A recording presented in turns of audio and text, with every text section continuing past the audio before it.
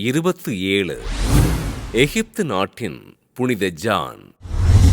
எகிப்து நாட்டின் லைகோபோலிஸ் பகுதியில் வாழ்ந்து வந்த எளிமையான குடும்பத்தில் கிபி 300ஆம் ஆண்டு பிறந்தார் ஜான்.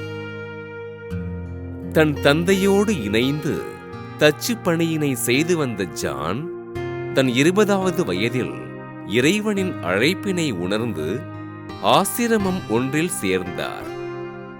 ஆசிரமத்தில் மிக கடுமையான பணிகள் இவருக்கு தரப்பட அனைத்து பணிகளையும் இறைவனுக்கு அர்ப்பணித்து கீழ்ப்படிதலோடு செய்தார்.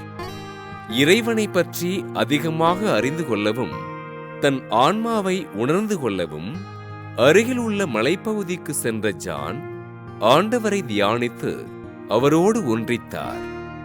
தன்னை காண வருகின்ற மக்களின் முகங்களை பார்க்காமல் சன்னல் வழியாக உரையாடி ஆண்டவரை அறிவித்த இவர் மக்களுக்கு பல்வேறு புதுமைகள் செய்து மக்களை இறை நம்பிக்கையில் வேரூன்ற செய்தார். ஆண்டவர் இயேசுவின் மீது அதீத பக்தியும் நம்பிக்கையும் கொண்டிருந்த ஜான் மக்கள் வாழ்வில் நடக்க இருப்பதை முன்கூட்டியே எடுத்து கூறினார்.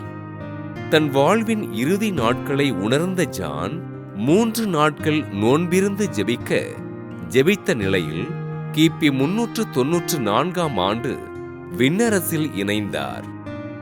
ஆண்டவர் இயேசுவின் மீது கொண்ட பக்தியினால் பல்வேறு இன்னல்களை அனுபவித்து ஆண்டவரோடு இணைந்த எகிப்து நாட்டு புனித ஜானை திரு அவை புனிதராக உயர்த்தி போற்றியது. எகிப்து நாட்டின் புனித ஜான் திருவிழாவினை கொண்டாடுகின்ற நாம் ஆண்டவரிடம் அசைக்க முடியாத நம்பிக்கை கொண்டு உண்மை கிறிஸ்தவர்களாக வாழ வரம் கேட்போம்.